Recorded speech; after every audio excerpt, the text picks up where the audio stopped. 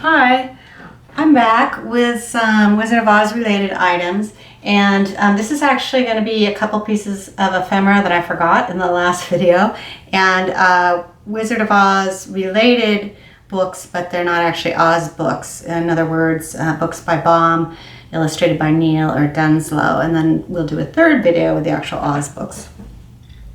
So this first item is a really nice item called Pictures from the Wonderful Wizard of Oz. This was published around 1903, and it was actually published by Ogilvy, who took over the Hill stock when Hill went bankrupt.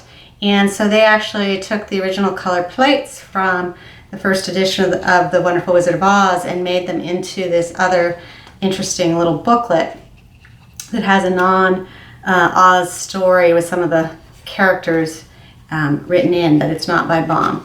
But notable because of all these original color plates that are in here. Actually, all 24 color plates were used, but 2 of them were actually pasted to the inside of the book as end papers, unfortunately, which is too bad, but the way they did that. So this book is in really nice shape because this book's quite fragile. The covers are just cardstock. You can see how nice this still is. Still has the original binding, has all the original pages. It really only flaw is up here. There's a tiny bit of loss there, but it's not even a chip that goes all the way through the cover. It's just a little loss to the color on the front. Got a couple little spots, but that's about it. Really nice copy of this Pictures from the Wonderful Wizard of Oz. Okay, then I'm going to go through the ephemera that I missed last time. This is a Castorine trade card. So Baum, in his early days before he was a writer, he worked for Baum's Castorine Company, which is a family company, and they made a number of items, including the Great Axle Oil, which has this great graphic here of Father Time and a goat and a guy, possibly a Baum caricature, oiling up and fixing the wagon there. And on the back it has testimonials about how wonderful this Castorine product is. This is from I believe the 1880s and is pretty rare trade card item. The other item I have is an original playbill from the Wizard of Oz play, which of course was predated the movie by over 30 years. This was in 1902, 1903, and then it went on to tour different parts of the country. This is relatively late, September 25th, 1905. Playbill at the New National Theater, which upon doing some research, I believe that's the theater in Washington, D.C. And it has a cast list. It has a number of informational items about songs and acts and things like that. It's double-sided. And it's basically on newsprint. So all these programs were in different formats depending on where they were, individual theaters doing them the way they wanted to do them. And this comes with a copy. It's basically a Xerox copy that came in a lot of other ephemera of a Boston theater 1905 production of The Wizard of Oz. It was in December, so a little bit later than this DC production. Okay, now I'm just going to some low-end items here. This is just a set of 3 books by L. Frank Baum, later copies. These are Dover editions of Santa Claus and Queen Zixi of Ix, and they are pretty nice though because they do retain a lot of the original art in here from the original books in black and white, of course. And this is art by Frederick Richardson, and these were published 1971. This Santa Claus, you can see, still got a lot of the original art there. And American Fairy Tales, this was actually put out by the Oz Club and has some of the art as well. Actually, I think this art was by Dick Martin. Fabulous Dick Martin. So those books probably all sell as a set of 3. And then we have this interesting item, which is a book illustrated by John R. Neill. And it's a set of books that Riley and Britton put out, basically little fairy tale type books, children's stories. This is Story of Peter Rabbit, which is one of the harder ones to find in its original dust jacket. And this is the white dust jacket, which is really, I think, way more beautiful than the red dust jackets that they did some of the issues in. And it's actually a Riley and Britton issue somewhere in here. Riley and Britton Co. The book itself is in fabulous, near fine condition. All the pages look great, and papers are great. There is a 1912 inscription. The ads in this list basically the Twinkle Tales as well, and the Christmas stocking stories, as well as the Oz Was Going to Road to Oz, which was 1909. So I think this format, which is paper covered boards, was about 1909. And then the dust jacket, you can see, is relatively plain, but still I think really beautiful with some chips, as you see. Okay. This is an interesting book with connections to W.W. Denslow, who was the first illustrator of the Wonderful Wizard of Oz book. And it's called The Isle of Content and Other Waves of Thought by Butler, who Butler was actually a doctor who treated Denslow for a while and became his friend, published by the Erudite Press in 1902. So this was, I believe, Butler's own press. And it's notable because it has a frontispiece that's kind of unrelated to Denslow, this woman in the garden, and then we go into these kind of macabre Denslow etchings that he did when he was with the Roycrofters, or during that period. And it's What's the Use, which is the skull sitting on a book. And these were actually copies that he inscribed to Butler, and then Butler used them as photographs in the book, photographic plates. And then Victory, Victory question mark, with another skull with the armor, or the helmet. So the book is in pretty good condition. These are not missing pages. This is the way they made this book with those stubs. Hinges are good. Binding's good. It's unusual because the label is different from ones that are currently in the Denslow checklist that Bill Thompson has been compiling. This label is actually longer than any of those there, and I believe the cover label is a little bit different too. So Butler apparently experimented with different formats of the binding for this book, and this is an unusual one. Okay, then while we're on the subject of Denslow, this is a really nice book that he was involved with for the Roycrofters, the Roycroft Press in East Aurora, New York. And this was a place that he worked both before and after he did the illustrations for the Wonderful Wizard of Oz with Baum. And this book's called Aucassin and Nicolette. It's sort of an old medieval story, and on the front we have an illustration by Denslow of a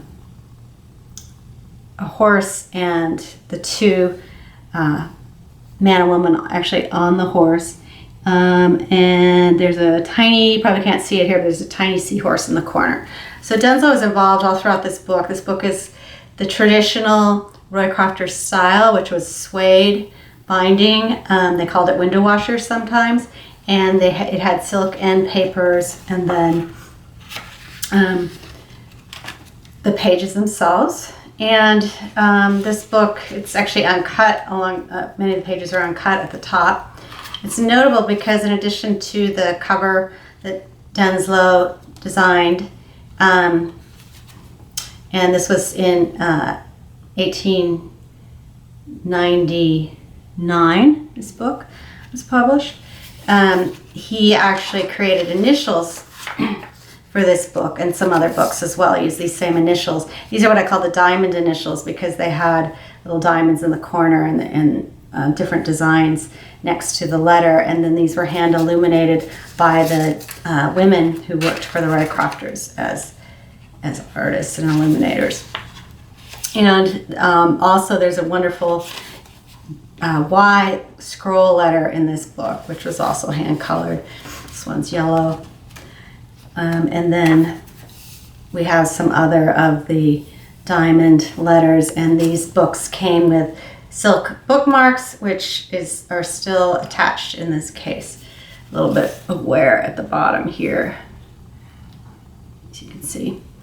And there's another example of the diamond initial in a different letter, a T instead of a W.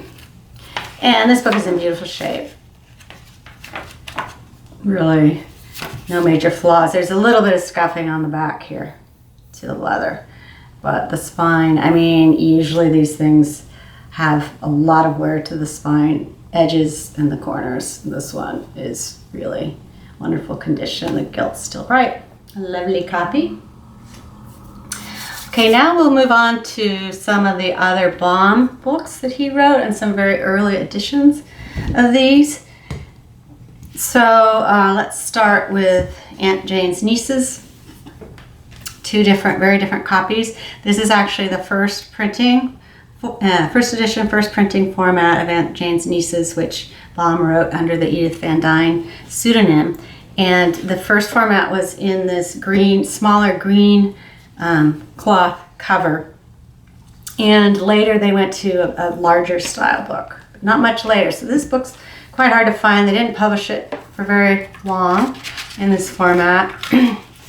So this was, again, Riley and Britton, and copyright 1906, yes. And it came with halftone plates, 6 of them, and these are all included in this book. There's one there. Let's see if I can find another pretty quickly here. There's one there. This particular book, I noticed the last plate had some offsetting, so it wasn't printed. You can see that this print is supposed to go over about 1/2 inch so that these items cover up that white there and extends in the margin. So that one plate is printed a little bit wonky, but otherwise they're in good condition. Front hinge is intact, the back hinge is cracked, and there's fading to this cover paste down. The spine's in pretty good shape. You can still read everything, and not really any significant fraying or anything. A little bit of dirt, but a little bit of wrinkling up here. But overall, pretty good condition for this very hard to find first printing against Aunt Jane's Nieces. And then we have another copy of Aunt Jane's Nieces in the original dust jacket. This is a much later printing. It was published by Riley and Lee. So Riley and Britton changed to Riley and Lee about 1919, and they simplified the cover quite a bit. And this is the original Riley and Lee dust jacket. The book itself's in pretty good shape. It's got some old owner stamps and inscription, 1925 inscription, which is consistent with this book, which is probably printed in the early 20s. And here we just have the frontispiece.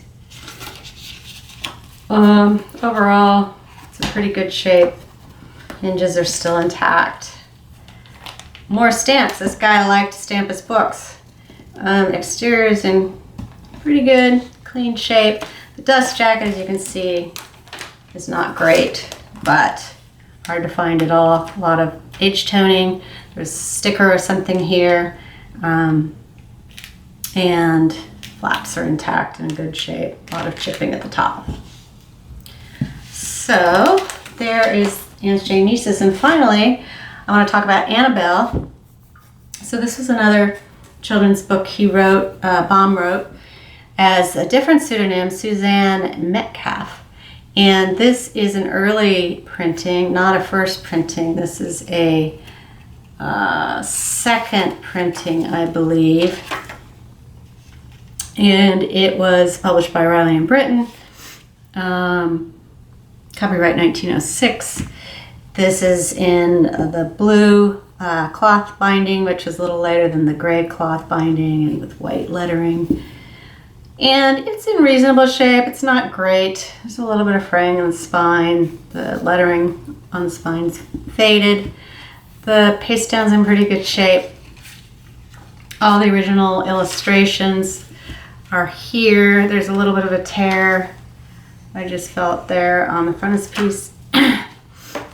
The hinges are pretty good there. Pretty good there. It's just a little loose, a little floppy, but intact. And the pages are in pretty good condition. As I mentioned, all the plates are there. I checked before. There's 6 plates in this book as issued, and 2 of the plates are actually loose and just laid in. Cracks, a couple cracks in the spine there, but it's still holding. So, early copy of Annabelle for you. And that's all of these books that I have to show, and then I'll also produce a video with actual Wizard of Oz books for you. Thanks for watching.